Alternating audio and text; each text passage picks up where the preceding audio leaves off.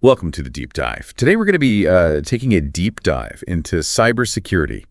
We're calling this one Cyber Risk 101.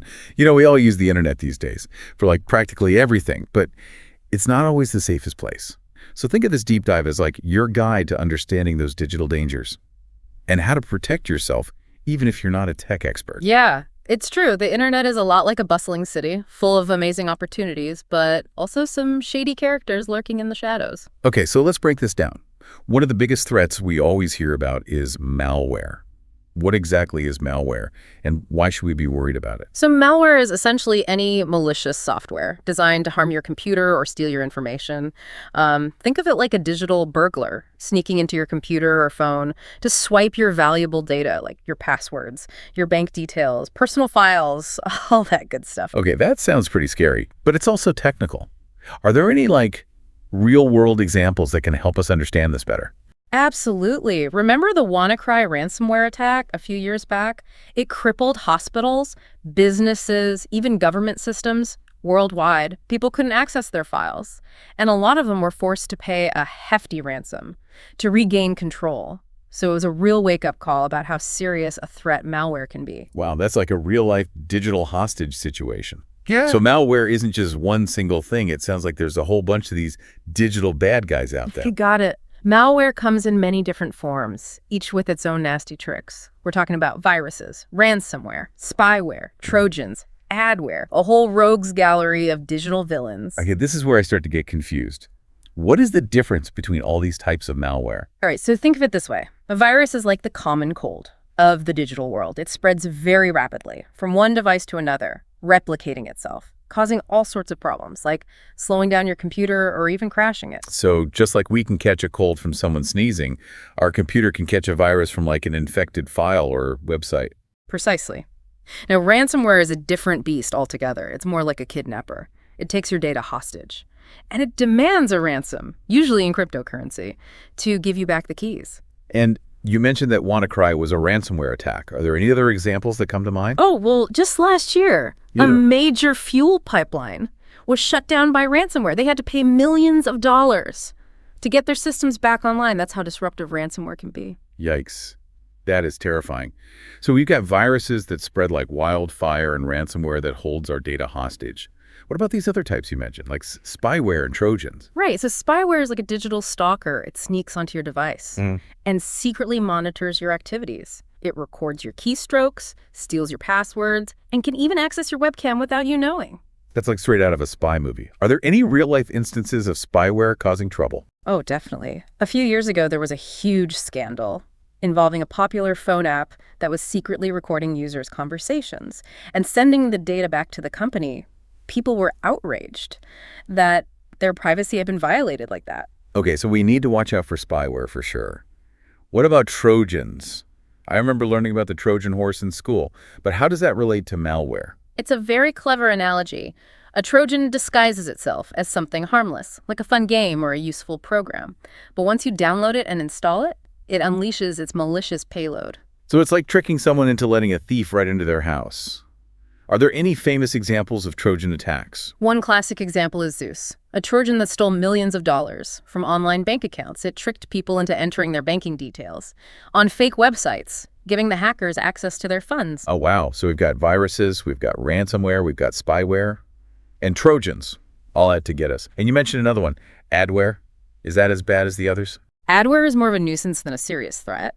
But it can still be pretty annoying. It just bombards you with pop-up ads, redirects you to unwanted websites, and just generally makes your online experience miserable. It's like having a digital telemarketer constantly interrupting your browsing session. Yeah. So we've learned about all these different types of malware, but how do they actually get into our computers? How do these digital burglars break in? Malware spreads in a variety of sneaky ways. One very common method is through phishing emails. These emails look like they're from legitimate sources, like your bank or a well-known company, but they contain malicious links or attachments. So if you click on that link or open that attachment, you're essentially opening the door for malware to waltz right in. Precisely. And it's not just emails. Malware can also be hidden in fake apps that you download from unofficial app stores. It's like buying a cheap knockoff product that looks like the real deal, but turns out to be faulty and dangerous. I've definitely fallen for those tempting app deals before. What are some other ways that malware can sneak onto our devices? Well, sometimes just visiting a compromised website can be enough. These websites might have hidden code that automatically downloads malware onto your computer without you even clicking anything. It's like walking through a dangerous neighborhood and getting mugged just for being there. That sounds pretty scary. Mm. Are there any ways to protect ourselves from these infected websites? Absolutely. We'll get into those protection strategies in a bit, but there's one more common way that malware spreads that I want to mention. Infected USB drives. You know those little thumb drives that we use to transfer files? Oh, yeah, I use those all the time. Well, if you plug in an infected USB drive into your computer, the malware can jump onto your system instantly. It's like getting a virus from sharing a drink with someone who's sick. Wow, it sounds like malware can spread in so many sneaky ways. It's almost like you can't escape it. But I'm guessing there are ways to protect ourselves, right? It can't be all doom and gloom. You're absolutely right. There are plenty of practical steps you can take to protect yourself from malware. It's like locking the doors and windows of your house to keep burglars out. A little effort goes a long way in keeping the bad guys out of your digital life. That's reassuring. So what are some of the most effective ways to protect ourselves? What are those digital locks and windows that we need to secure? Well, one of the most important things is to have strong security software, like antivirus and anti-malware programs.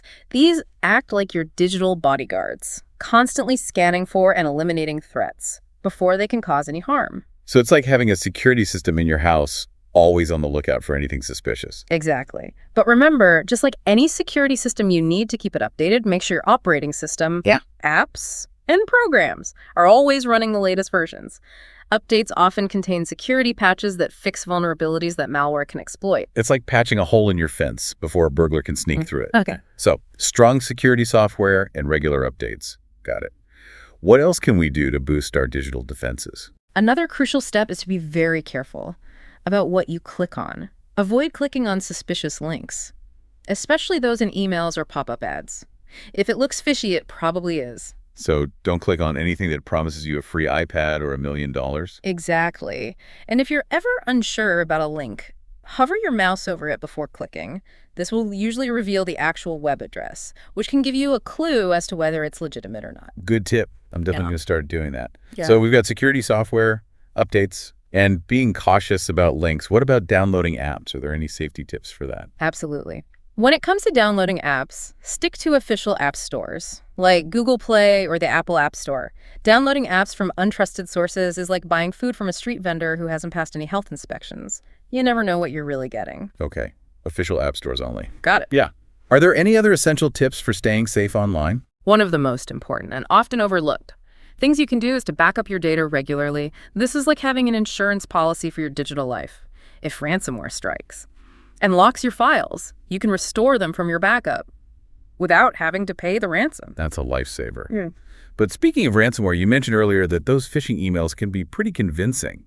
Are there any red flags we can look out for to avoid falling for those scams? Definitely. Pay close attention to the sender's email address. Does it really match the company or organization it claims to be from? Look for any misspellings or grammatical errors. Those are often signs of a phishing attempt. And be wary of emails that create a sense of urgency or demand immediate action. So if an email says your account is about to be suspended and you need to click on a link right away, it's probably a scam. Most likely. Legitimate companies rarely use those scare tactics. Okay, so we need to be extra cautious with emails. Any other tips for staying safe from ransomware? Absolutely.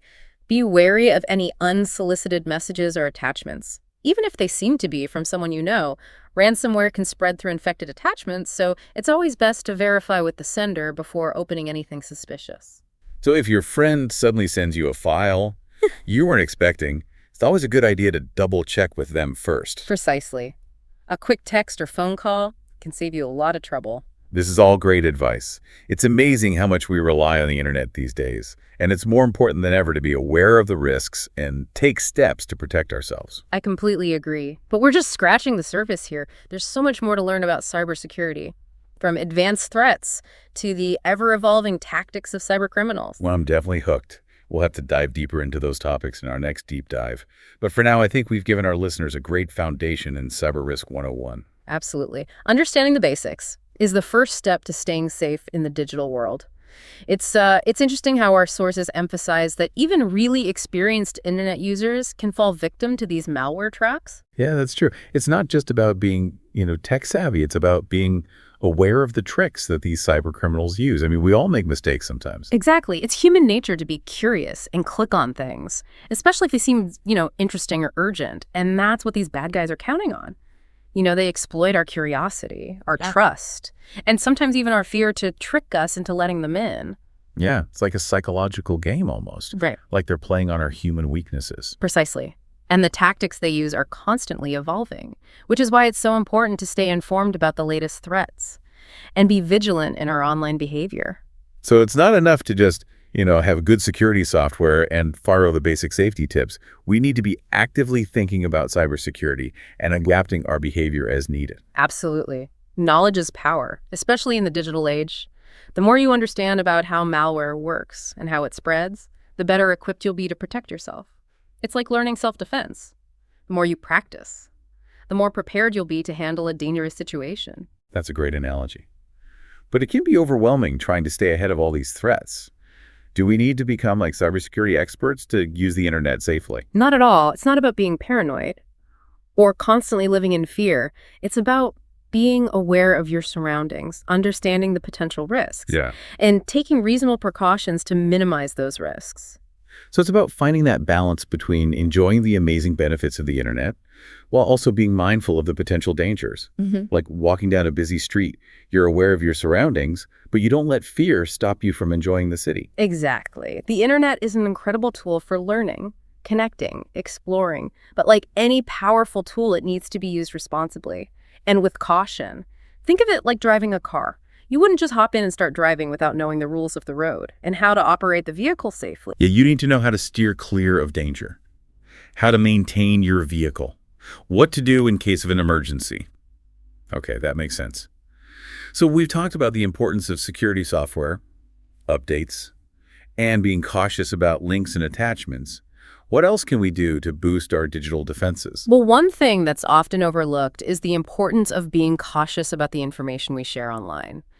Think of your personal information like valuable treasure. You wouldn't just leave it lying around for anyone to grab, would you? No way. I keep my valuables locked up tight. Exactly. And you should treat your personal information the same way. Be mindful of what you post on social media, what websites you visit, and what information you share in online forums. The more you share, the greater the risk that it could fall into the wrong hands. That's a really good point. And it's not just about protecting ourselves from malware. It's also about protecting our privacy and our reputation.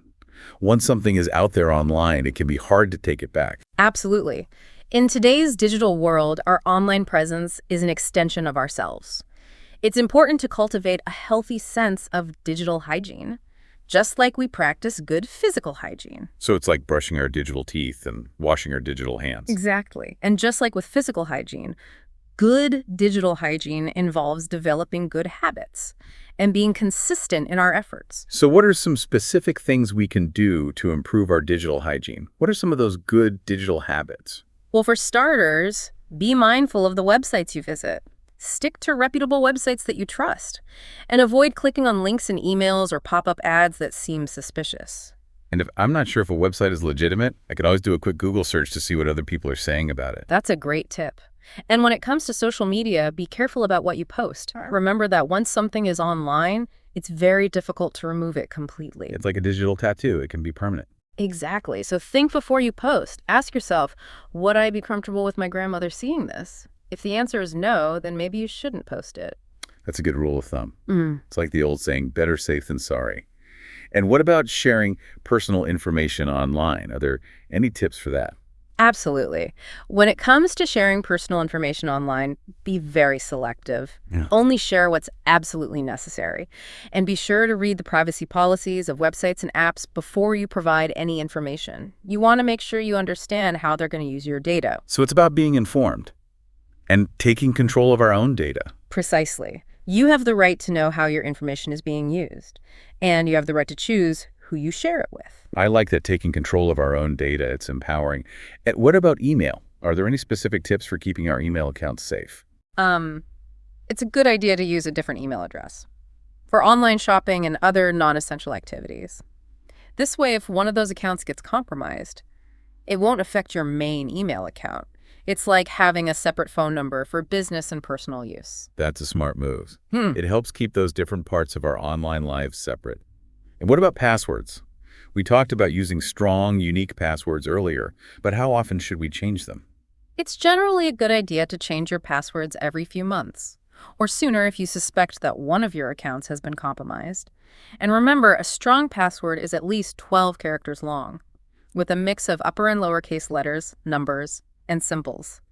Don't use easy-to-guess passwords like your pet's name or your birthday, and definitely don't use the same password for multiple accounts. Right, because if one account gets hacked, you don't want them to have access to all your other accounts. It's like having one key that unlocks every door in your house. Exactly. And if you have a lot of passwords to keep track of, consider using a password manager. It's a secure way to store all your passwords in one place, so you only need to remember one master password. Password managers sound helpful. So we've covered a lot of ground here, from understanding malware to practicing good digital hygiene. But what if, despite our best efforts, we do get infected with malware? What should we do if we find ourselves in that situation? Well, the first thing you should do is disconnect your device from the internet. This will prevent the malware from spreading to other devices or stealing more of your information. So unplug the Ethernet cable or turn off the Wi-Fi. Exactly. Then run a full scan. With your antivirus and anti-malware software, this should detect and remove the malware from your system. And if the malware is particularly stubborn and I can't get rid of it myself? If you're not comfortable dealing with malware on your own, you can always seek help from a professional computer technician. They have the tools and expertise to remove even the most stubborn malware. That's good to know. It's like calling a plumber. When you have a leaky pipe, sometimes you need to call in the experts. Exactly. And remember, prevention is always better than cure. So take the time to learn about the risks. Practice good digital hygiene. And be vigilant in your online behavior. By doing so, you can significantly reduce your risk of becoming a victim of malware. That's great advice. I'm already feeling more confident about navigating the digital world safely. But I'm sure there's always more to learn. Cybersecurity is a constantly evolving field, so it's important to stay informed and to adapt our behaviors as needed. Absolutely. And remember, you don't have to be a tech expert to stay safe online. By following the simple tips we've discussed today, you can significantly reduce your risk of becoming a victim of malware. I think this deep dive has given our listeners a lot to think about. It's been a fascinating journey into the world of malware, cybersecurity, and the human element in it all.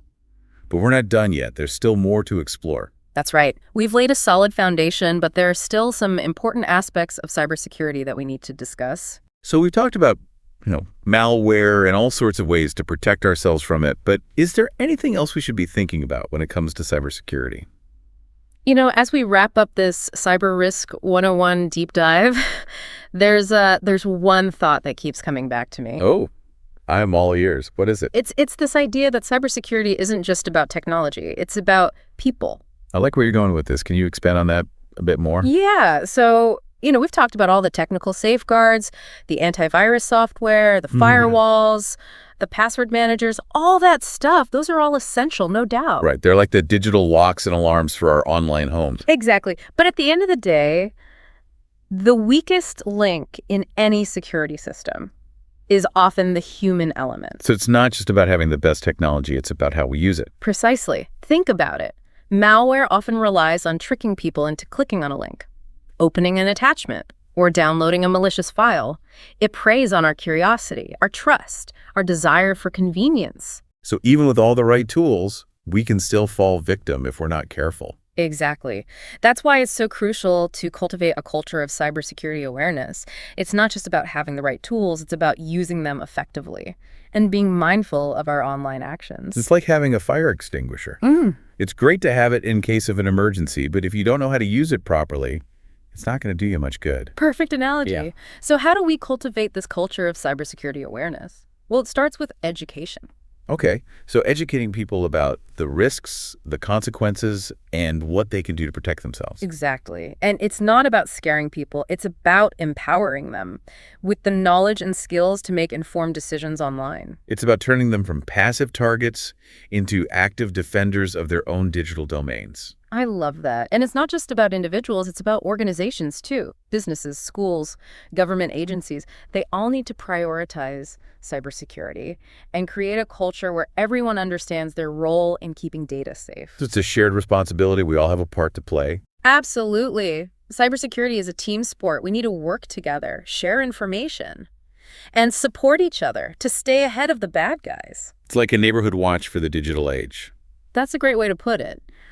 We're all in this together, and we all have a stake in keeping our digital communities safe. Well said. I think this deep dive has given our listeners a lot to think about. It's been a fascinating journey into the world of malware cybersecurity and the human element in it all. I agree. It's been a pleasure exploring this topic with you and our listeners. Hopefully, we've empowered them with the knowledge and tools they need to navigate the digital world with confidence and a healthy dose of caution. And if you're listening to this and you're feeling a little overwhelmed, don't worry, we've all been there. Just remember that cybersecurity is a journey, not a destination. Take it one step at a time, learn from your mistakes, and never stop learning. And never be afraid to ask for help. There are tons of resources available online, from reputable cybersecurity organizations to helpful forums and communities. So keep exploring, keep learning, and stay safe out there in the wild world of the internet. And don't forget to subscribe to our YouTube channel and hit the bell for notifications so you don't miss any of our future deep dives. We're always exploring new topics and uncovering hidden gems of knowledge. Thanks for joining us on this Cyber Risk 101 deep dive. Until next time, stay curious, stay informed, and most importantly, stay safe online.